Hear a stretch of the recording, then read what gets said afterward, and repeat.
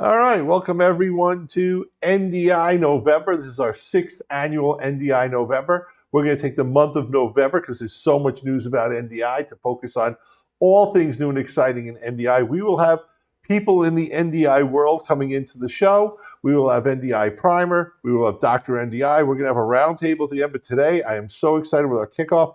Miguel Coutinho is coming in from London via the cloud, via the internet, remote viewing. He's coming in here, NDI on the way. He's the new head of NDI. Welcome to the show, Miguel. Thank you, Gary. Good morning to everyone. Very happy to be here, and thank you for the invite. So tell us a little about your history and some of your goals for NDI now that you're the man at the top. So I was lucky enough to join NDI in August 2022, which was a pretty transformative time for NDI as we were basically building a formal team around the technology. And so I have been able to accompany this growth that we have seen over the last 3 years with NDI. The goal with NDI is basically to have it everywhere possible. And internally, we like to say we want NDI to exist wherever our users need it. Even if they don't know yet about it, they might have a problem that NDI helps solve. A quick example, right now in this room I'm in, I have a display, I have a computer, I have a VSRT TriCaster, Telecam, PTZ cameras, we have lighting panels, for example, and everything here can be controlled with NDI as of today. So all these form factors, and there are way more where NDI can be used and where we hopefully will see NDI being adopted in the next few months. Awesome. So I know you've got some introductory slides and some things you want to go over on the history of NDI and some of the amazing milestones that have been reached. So I'm going to turn the show over to you and you can take that part from here. Thank you, Gary. Please feel free to interrupt whenever you have any follow-up questions. So first, I would like to start with a quick update for 2025. As of today, NDI has way more than 200 licensees in the ecosystem. This means software, cloud, and hardware partners that have adopted NDI through the NDI Advanced SDK. On top of these, we have way more that use the NDI Free SDK or the NDI SDK, mostly on the software side of things. When we compare the number of devices shipped, so hardware devices shipped by our licensees so far this year, comparing with last year, we see more than 100% growth. So we are actually doubling the size of the ecosystem that's being shipped in terms of hardware every year. And when we look at all other parameters, growth is actually accelerating. And so what we will see in the next 2 to 3 years is these numbers will keep doubling and doubling and doubling. In practice, this means that as of today, a new unique NDI node, both on the software and the hardware side, is generated every 2 minutes. So since we start talking, actually 2 new NDI nodes have been added to the NDI ecosystem. Any questions so far, Gary? No, I'm very excited, and I know you got a lot to share. Thank you. So starting with video and our mission of removing the limits of video connectivity, today NDI is the clear first choice for professional PTZ cameras. So as I'm sure you noticed, and many people in your audience have noticed as well, companies like Panasonic, Sony, Telecam, or even, for example, Aver have followed the route of others like Birdog and today offer NDI in all their products. These are what we call basically portfolio expansion deals inside NDI from a business perspective, and we will have a few more to announce until the end of the year for new form factors. And Miguel, what I'd say to that is if someone's selling a PTZ camera and it doesn't support NDI, then it's probably not a very good brand of PTZ cameras, because everyone who's selling something that's meaningful for video production or Pro AV has adopted NDI at this point. Completely agree, Gary, and I think we will see that in new form factors. Cool. For example, a new one is displays, right? So NDI has already been present in more broadcast or live production specific screens, so those small ones, so that where you can see a proxy feed, for example. But now we're also seeing NDI being adopted in larger form factors, displays for example, collaboration and presentation rooms. A particular example is MaxHub, which I'm happy to say is now a certified partner for their NDI-enabled SKUs on the display side. And we are working with 3 other very large display manufacturers in order to bring more displays into the market. I want to ask you a question about that. You know, we sell large video displays now, apps and LED video walls. Do you see NDI at some point being able to power their walls directly without the need for a third party, you know, video wall like an Overstar or something like that, where you can actually go directly? For sure. For sure, for sure. And I can tell you that parts of the development we have done on the display side is precisely that. For example, last year I visited a very, very large broadcaster in Manhattan, New York, and they had around 90 displays that were using NDI through converters. And so clearly there is a need for more embeddedness of NDI into the display form factor, and for sure we will see it across a wide range of different types of displays. Awesome. I can't wait, because I will tell you, when I was visiting the Absent Factory last year and they were asking what I'd like to see, I said, I think you guys need to work with NDI and have the ability to get rid of that processor that adds $5,000 to $10,000 to the cost of a video wall. And they smiled and they looked at it and they said, yeah. So I cannot obviously tell the brand. Maybe Yep. I have, or we have you to thank, but a week from now I'm visiting Asia, and one of the manufacturers we are visiting is a very large display manufacturer. So Awesome. let's see where that leads us. On the audio side, which I know, Gary, you are also curious about, we have seen a steady adoption of NDI, not only in video and audio workflows, but also driven a lot by audio-only workflows. So last year, Mackie, which is now part of the Rode Group, launched an audio switcher that's NDI enabled, which added to the NDI audio ecosystem where we already had, for example, Llama. This year we showcased speakers and amplifiers from KeyArray that are also NDI enabled, and then we have other software partners like Telos Alliance, Waves, and AVSono. And what we are seeing internally, and hopefully will be shared very soon in the first half of 2026, is more and more hardware-focused partners in the audio world adopting NDI for audio-only workflows.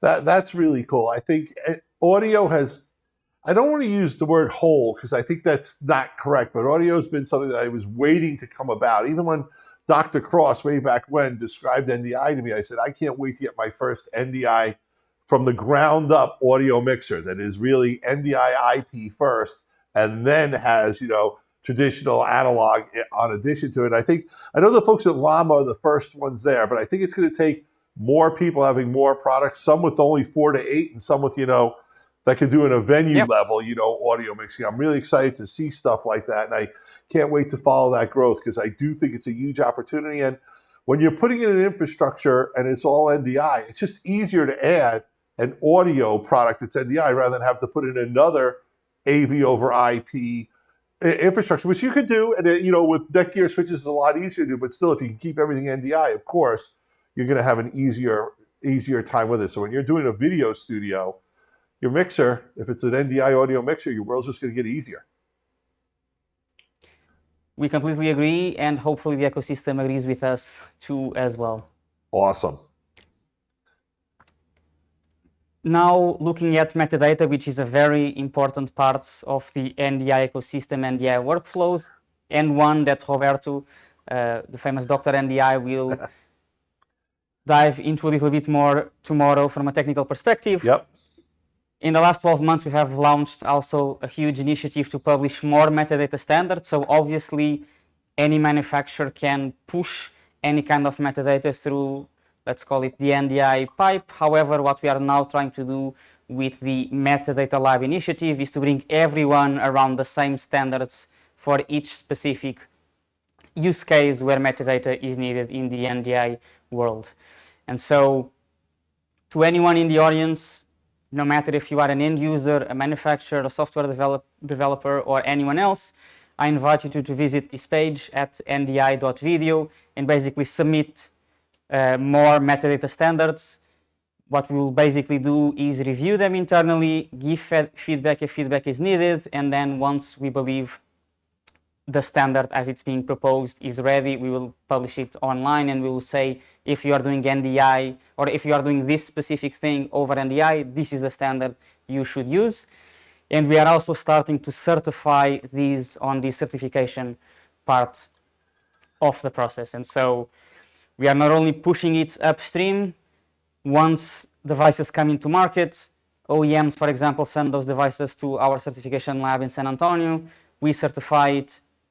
And if it doesn't pass certification, we help OEMs and ODMs to improve metadata adoption so that they can pass certification. You know, one of the things that I think people think of metadata, they think that's getting into some crazy kind of thing. And I like to remind people that's going to allow for a lot more scalability and flexibility because each device will know what to expect where. So color information will be in the same place. Be it screen size or bit rates or whatever will be in the same place. And I think we all think of those basic things like I described. When you get into metadata, we can have thousands of fields. And if everyone's got their own fields with their own names and their own specifications, no one's going to talk to each other. If we standardize on a subset that could be very large, it could be thousands of fields and thousands of points that go in there, now all of a sudden interoperability becomes almost automatic. The devices can talk to each other. They're looking and finding stuff in the right way. So this initiative, I like to say, it's kind of like creating one language for all the metadata to talk together. I call it English, Spanish, Chinese, doesn't matter. But all the NDI devices are going to speak it. And I think once we do that, I have a feeling people are going to be figuring out things to do with NDI that you or I haven't imagined yet. Oh, no, for sure, Gary. And as we are seeing audio-only workflows, we are also starting to see metadata-only workflows over NDI. For control, for example, remote control. And not only PTZ cameras, but other types of form factors like lighting as well. Cool. And then I think you've got some cloud updates for us too, right? Yes. And so this was announced earlier this year. NDI and AWS entered into a partnership so that NDI became a native offering on the Elemental Media Connect AWS service, which means that anyone that was like kind of tinkering with NDI SDKs in order to put together an NDI workflow in the cloud can now do it in a more native way. And I'm happy to announce that this partnership will keep developing and more things will come to the market through it soon enough.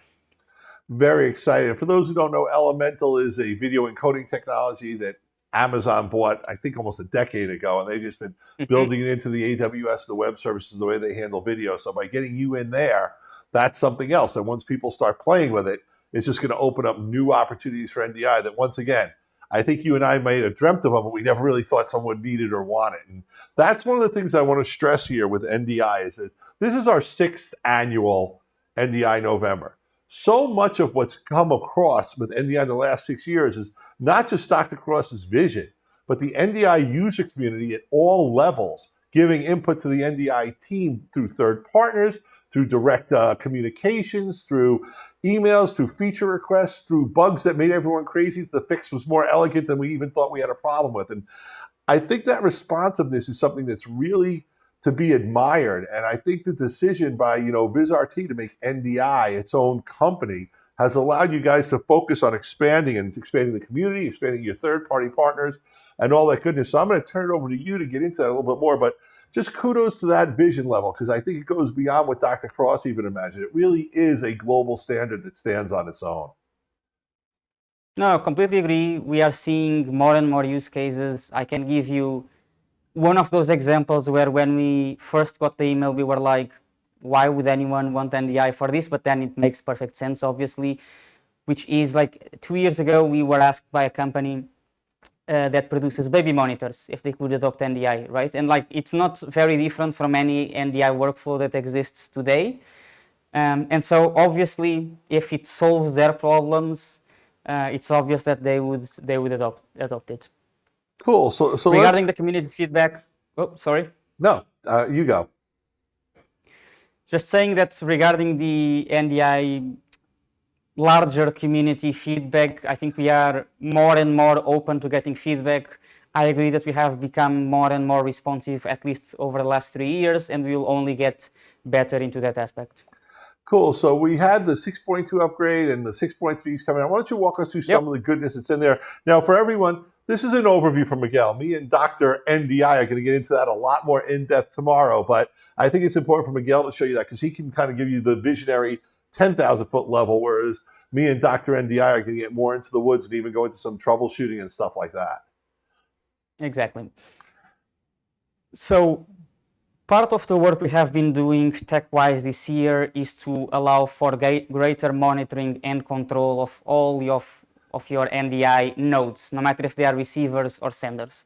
And NDI 6.2 was a really big step into that direction. So we introduced receiver discoverability and control, receiver status and monitoring.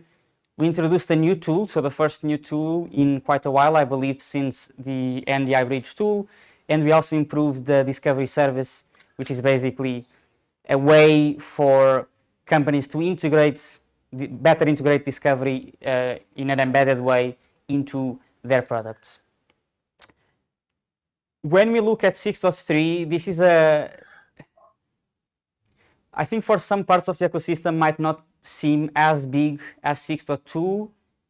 Internally, we believe this is a really, really big step forward because it was mostly done with two partners that we value a lot. The first thing we are introducing is HDCP converter support together with our partner ProIT AV.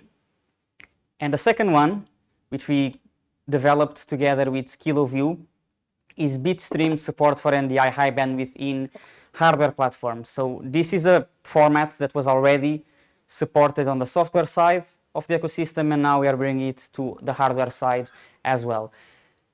This is a really big step for us because we believe in keep building and evolving the NDI ecosystem with partners and through partners, and I think that's the only way that NDI can address all the use cases that we hope it will address in the near future. And again, thanks to ProIT AV and KiloView, we were able to expand how you can use NDI, in particular in the case of HDCP, where we are bringing NDI to new workflows and new spaces that really require support for HDCP in order to be compliant. You know, it's kind of funny how things come full circle every now and then. The beginning of NDI was really about software, software, software. And Yep. now we're kind of coming back as looking at embedding in hardware. Now, it's really software embedded in hardware, let's be honest, but it's that hardware look at it, which I think turns things more into appliances than computers and turns things into truly native NDI devices as opposed to adapted to NDI devices. And once again, I think that's kudos to Viz's vision of having NDI be a standalone entity, because I don't know that if it was still tied to either VizRT or the old NewTek VizRT that you would have gotten to this level to allow things to come full circle. So I'm excited that we're going to see NDI audio hardware. I know the KiloView stuff because we do a lot of work with KiloView, so we're excited about that. I'm really excited to learn more about the Pro ITAV thing because HDCP is one of those things that we in the pro video market don't really think about, but people who are the IT people running a AV over IP in, let's say, a 300 office building. Yep. You don't need that. So could you go into a little bit more in layman terms why HDCP is so important? I'm sorry to put you on the spot, but I think it's over a lot of people's heads. And I think when they hear this, they're going to be like, wow. That's perfectly fine. So the use case we have in mind is exactly what you said. So gigantic office headquarters, for example, or offices with several meeting rooms, where basically you want to bring an NDI source. And in that environment, you need to make sure that you are not projecting anything that goes against copyright rights, for example. And that's what HDCP helps with. And so this guarantees that you can input an NDI stream into a device or a system that's checking for this copyright protection, and that we will be able to say, it's fine for you to read this because this is HDCP compliant. What would happen without this is that if you have these systems at these big offices that expect everything to be HDCP compliant is that if you were to try to bring an NDI source, it would basically say we cannot display it, Yep. right? Which is, I would say, one of the most frustrating things in the media ecosystem as a whole, right? Is when you connect something and it just doesn't work and you don't know why. And many times this is why in these types of workflows, and this is the problem we are trying to solve. Am I jumping to a conclusion that's not there? Could this be something that could be expanded into the way that, hotel rooms all have their content done and stuff like that, and that they could also talk back to the main desk and check out? Yes. There's a much cheaper way than putting a special box in every room that could be hundreds of dollars cost. We could do this all, by having NDI native displays in hotel rooms. Yep. Very cool. You are absolutely correct.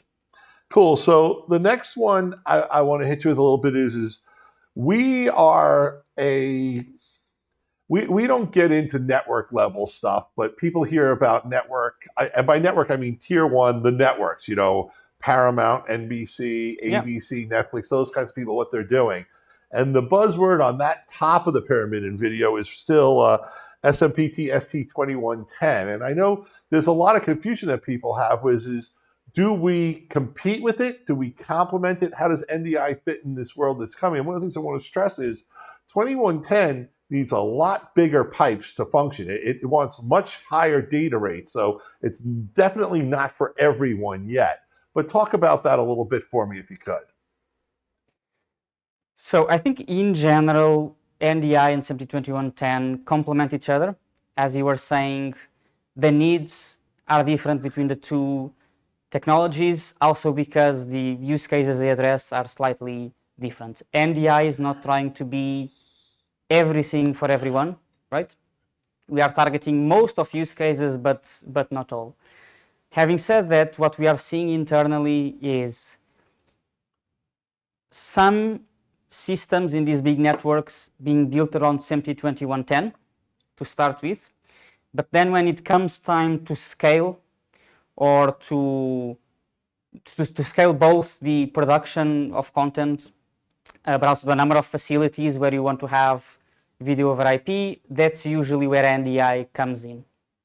And we are seeing in a few spots NDI now growing into also these core places where SMPTE2110 was the technology.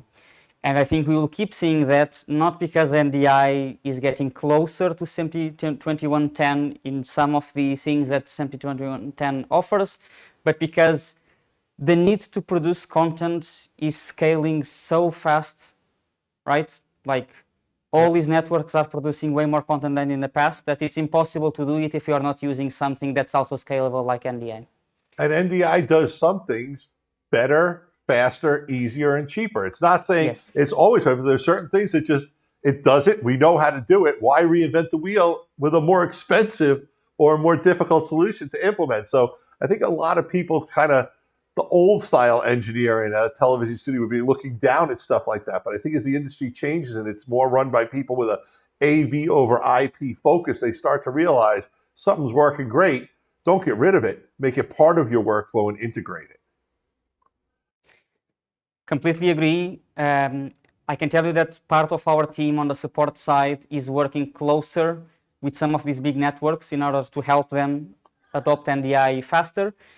And on the roadmap side, we also have a few items that address a few of the core gaps that some of these, let's say, more traditional views of how to set up these workflows sometimes point towards. Now, when we were doing one of our pre-show run-ins, I joked like you guys have accomplished so much and you're already there.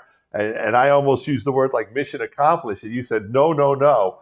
So I know you've got a graphic, but from your point of view as the head of NDI, where are we? Are we at the tip of the iceberg, top of the pyramid, bottom of the pyramid?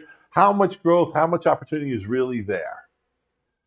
We are definitely at day zero. Like NDI today is still associated a lot with professional PTZ cameras, right? Although, for example, today we see NDI as much in conferencing PTZ cameras, for example, as professional PTZ cameras. Yeah. A lot of use cases where NDI is used today is through a converter, right? And so going back to displays, and other type of endpoints. We want NDI to be embedded into those systems. I don't think converters will go away, right? We will always have systems that are not up to date with the latest version of anything. So they are not definitely not going away, but we want NDI to be more and more embedded. I think on the software side, there is still a lot for us to do, really a lot. I think people will be surprised with some of the things we are going to launch next year with NDI and make available to the ecosystem. So again, I really think we are at day zero, and internally I like to show this number. So as NDI stands today, if you look at all the devices NDI can be put into, so only looking at the hardware side, we are at 0.01% of our mission of removing the limits of video connectivity. There is a lot more to do. Talking a little bit about roadmap, the way we are now organizing things is around 3 main buckets. So we are going to launch in the next 18 months things that make NDI more universal, meaning you can bring either NDI devices into more use cases, or NDI can be adopted into more types of devices and software applications. We are releasing a bunch of things to increase reliability, so to make sure that NDI works no matter how stressful or stressed the system is. And finally, we have a third bucket where we are also going to launch things that we believe only NDI can do as a connectivity technology. I think that's amazing, because one of the things that I see, like, you're the man. I'm going to lobby you on some things that I know you've already thought of, but I think it's worth talking about in this show. And we're a pro video company, but video's everywhere. So, video's massively in medical. I think that's like a huge growth opportunity for all of us, because they're videotaping operations, but so much of the things is in pictures or videos that is modern medicine. Transportation uses video all the time. We're already in education, but now let's talk about, AI in education with NDI and all these opportunities where NDI can become almost the super glue that ties this all together on other verticals. So if you had to pick 3 new things beyond AV conferences, Pro AV and Pro Video, where you think we'd go over the next couple of years, what are the places you think we're going to end up making some headroads and having NDI make better because it's just the right solution for the right technologies? So medical is definitely one of them, right? So we see, as you are pointing out, we are seeing video everywhere, including in surgery rooms, for example, and NDI is starting to be adopted as the transport mechanism to bring video outside of those rooms. This is starting first with our current set of hardware partners that are being adopted into these new environments and use cases, if you will. And because they have NDI, people experiment with NDI and then see, actually, this fits the purpose. So let's just adopt or build our IT system for this use case around this technology. Second, as you were also saying, conferencing and collaboration rooms for sure is a place where we will see enormous growth for NDI, both driven by multi-camera settings, right? So I think it's more and more common for us to enter into a conferencing room, and instead of 1 camera, you have 5 or even more sometimes spread across the room, and NDI is ideal for this.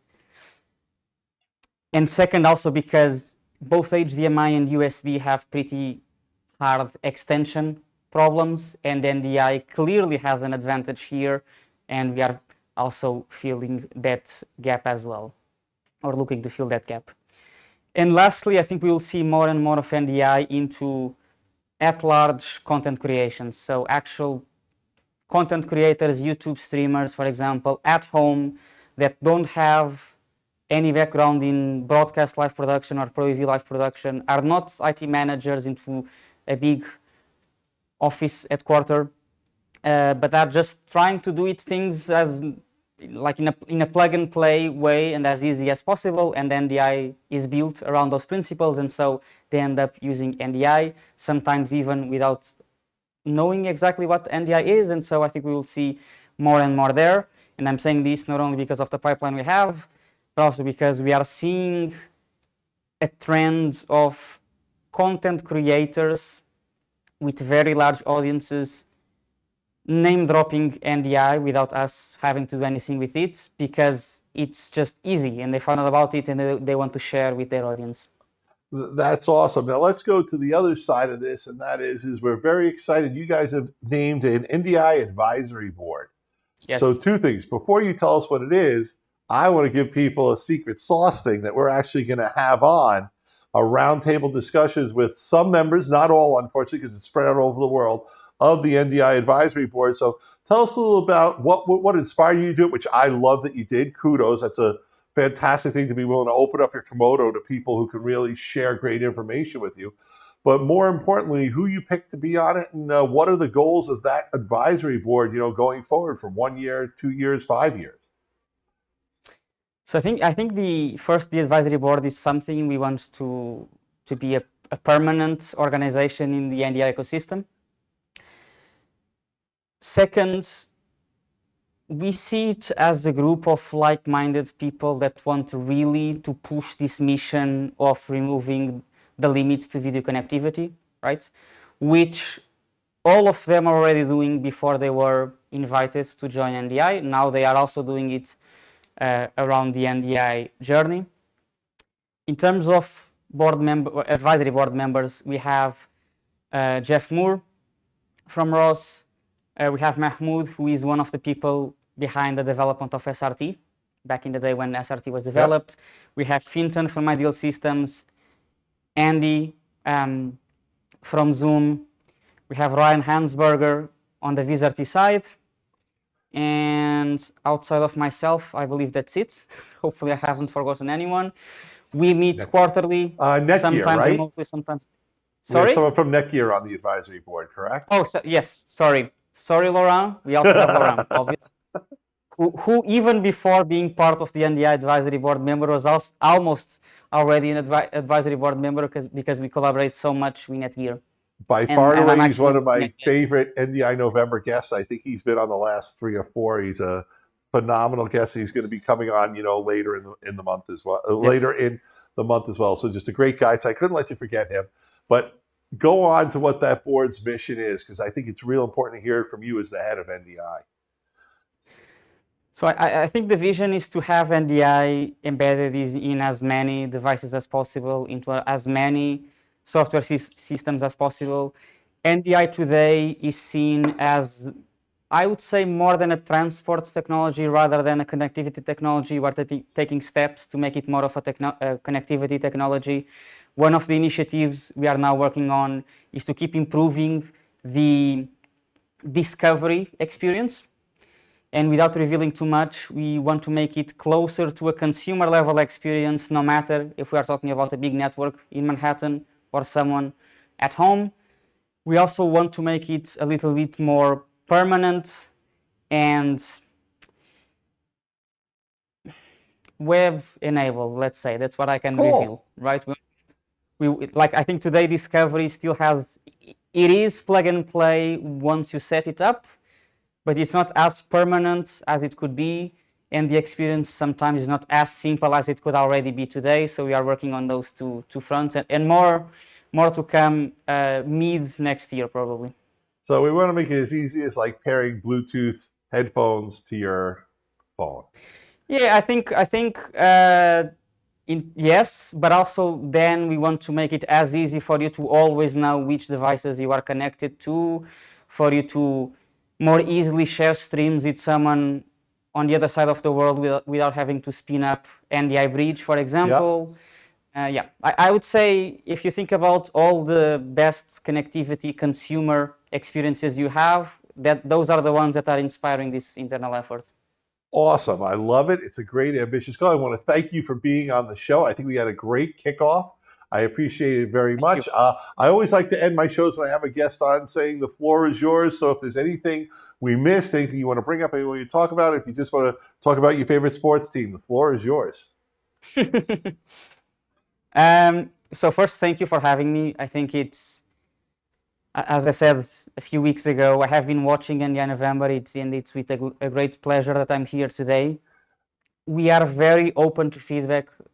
I think you can, if you see that someone works at NDI and you have some question or some critique, please reach out on LinkedIn, on Facebook, on a trade show, wherever you want. We are very, very open to feedback. If you are a partner watching this and you are wondering, wait a second, KiloView and ProITV did this with NDI. I have been sharing ideas. I would like to do the same. Reach out to us as well. We are more than happy to collaborate. If you have ideas on what I just said around simplified discovery, let's say, and bringing it to a more consumer level experience, reach out as well, because we are working on it right now. And I think that's the message. We want NDI to evolve in as a transparent way as possible. We want to do very unique things, although we also want to make NDI universal. And so very open to hear from the audience and anyone that watches this video later. Awesome. I'm going to just ping my guys. Are there any questions or anything that came up that I should forward to Miguel and get some information on? You guys say them to me and I'll repeat them. I don't have them on my screen, guys, because we tried doing that and all I did was read the screen and I forgot I was interviewing people. So they pulled that technology away from me. No worries. Somebody asked if you could speak more on the NDI high bandwidth bitstream support in hardware. Cool. If you could speak a little bit more on the NDI high bitstream support in hardware. I guess that's the thing you said you were doing with KiloView. Yes. So this is a format that has already been available on software implementations, right? And now we are bringing it to hardware. This does two things. Lowers latency for those, again, for those very high-end workflows, and increases also quality. So these are the two main things. I don't think we will see products outside of KiloView products with this until the end of the year. But in the first half of next year, we for sure will start seeing other types of devices from other brands that will also adopt this. But because it's on hardware, it's not an automatic firmware update. There is some work to do. I know. Beyond that, Roberto will also be able to give more details tomorrow. Cool. And I know one of the things that we know people do sports are really want to know when the really high frame rates will come to NDI. So I'm going to leave it at that this is like a first step towards that direction. Yep. Cool. I think we got one more.